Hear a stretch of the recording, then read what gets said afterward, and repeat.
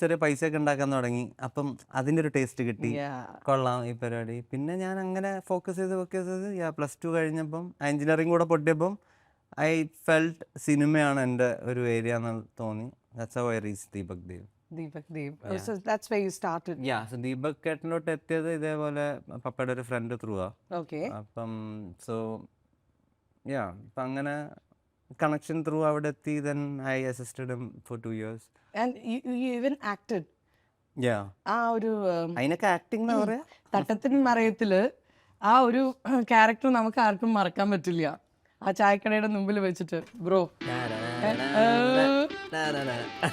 അന്ന് ശരിക്കും നമ്മളെല്ലാവരും നോട്ടീസ് ചെയ്ത് ഐ റിയലി തോട്ട് ഇത് മലയാളി ഒരു പയ്യനല്ല എന്നാണ് എനിക്ക് തോന്നിയത്. I don't even think that you are from Kerala. You look different and your acting and your attitude everything was different. Then you started acting, ചെറിയ റോൾസ് ഒക്കെ ചെയ്യാൻ തുടങ്ങി. Then you started singing.